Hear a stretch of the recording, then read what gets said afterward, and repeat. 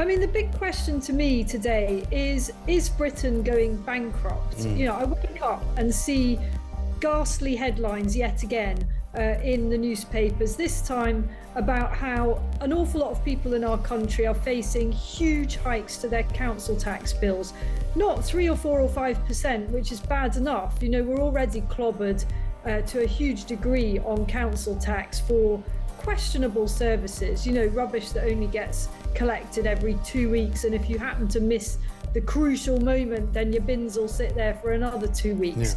Now it seems that there's a string of councils that are so close to going under, they are literally going bust, that they're using a special provision that enables them to hike council tax by up to 25%. And just to repeat that, they are doing this because they are going Hello bust. and welcome to the magical world of British politics. Today we'll uncover Labour's master plan to revive the UK economy by targeting the one group they seem to think has infinite resources, you. Yes, you, the hard-working taxpayer, the pensioner scraping by, and the small business owner holding the economy together with duct tape and optimism. Strap in, it's going to be a bumpy ride through empty wallets and broken promises.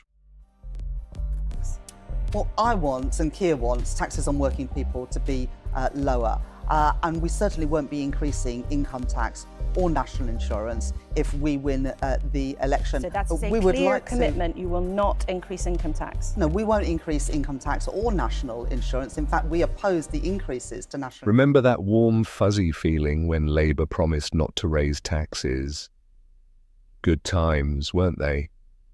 Reeves and Starmer sold us the idea that they wouldn't dip their hands into your wallet.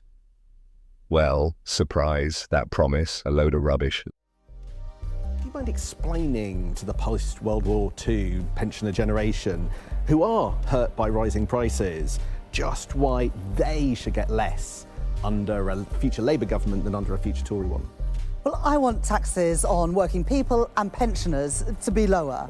But to be able to do that, you've got to explain where the money is going to come from. Labour swore up and down that the working class, pensioners and businesses wouldn't feel the pinch. But here we are, council tax hikes of up to 25% are being proposed in Windsor and Maidenhead, with several other areas not far behind. That's right, folks, a potential £451 extra per year for families already stretched to their limits. It's as if they believe money grows on trees, or in their case, council petitions. Completely, and I think many people do have a pretty good idea of how appallingly councils are run, because they'll have had interactions with their council, whatever it might be about, whether it's they're trying to add an extra tiny little bit of an extension to their house, or they want to put an extra window in, or is it that they're not getting their bins collected, whatever it may be, and they just find that it's just a woeful So how are councils pulling off these outrageous tax hikes? Enter the Section 114 notice, a fancy way of saying, we're broke, so let's charge the taxpayers more. By declaring themselves effectively bankrupt, councils can bypass the standard 5% tax cap. Genius, right?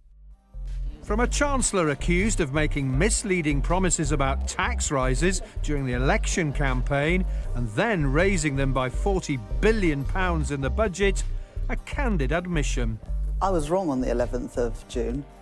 I didn't know everything, because when I arrived at the Treasury on the 5th of July, so just under a month after I said those words, I was taken into a room by the senior officials at the Treasury, and they set out the huge black hole in the public finances beyond which anybody knew about at the time of the general election. But don't worry. Labour-run councils like Bradford and Birmingham are taking the lead in showing us how not to manage finances. Birmingham went bust in 2023 but is still considering a 9.99% council tax increase for the second year in a row. Yes, because when your house is on fire, the best solution is to pour petrol on it. This was what Rachel Reeves pledged in an election news conference on June the 11th. We don't need higher taxes. What we need is growth. And I don't want to, and I will have no plans to increase any taxes beyond those which we have already set Labour out. always has an excuse. We inherited this mess from the Conservatives. Really? Because from where we're sitting, it seems like Labour councils are the ones with reckless spending habits. Birmingham's infamous bankruptcy, Windsor's vanity projects, and Bradford's 15% tax hike. This isn't about Tory leftovers. This is about Labour's inability to rein in their spending addiction. Councils claim they need these hikes to maintain core services. But here's a thought. What if they stopped squandering cash on pet projects no one asked for? Maybe fewer failed initiatives and more actual governance would help. Or is that too radical a concept?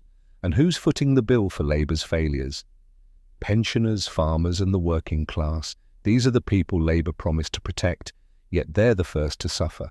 Pensioners, already grappling with rising costs, now face the prospect of losing even more from their fixed incomes. Farmers, well, good luck managing under skyrocketing council rates and supply chain chaos. And the small business owner? Oh, don't worry, Labour will ensure you're taxed out of existence. Because apparently the backbone of Britain's economy needs to be snapped in two for Labour's financial plans to work. Of course, when things go wrong, and they always do, Labour points the finger. It's all the Conservatives' fault, they'll say. Every tax hike, every cut to pensions, every service failure is conveniently blamed on the previous government. It's like a game of political hot potato, but the potato is your life savings. Let's be clear, the Conservatives aren't saints, but at some point, Labour has to stop using them as an excuse. But instead, they've shown us how creative they can get in finding new ways to tax the hard-working British public. Let's simplify this for everyone. Council tax hikes, up to 25%. Labour's solution? Blame the Tories. The working class, paying more for less. Labour's response? Blame the Tories. Pensioners losing vital income. Oh, that's the Conservatives' fault too. Meanwhile, Labour-run councils are spending like teenagers with their first credit card.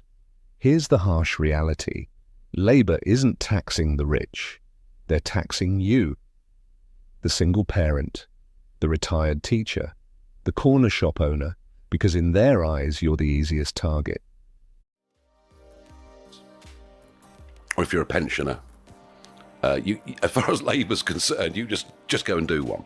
They have decided that those people won't vote for them, and they're going for those living on benefits, they're going for those working in the public sector.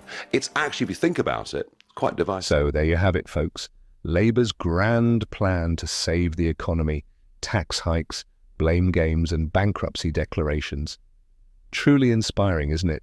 But don't worry, we'll be here to hold them accountable. So if you've enjoyed this little dose of reality, give us a like, share with your friends, and let us know in the comments how you're planning to survive Labour's financial rescue mission.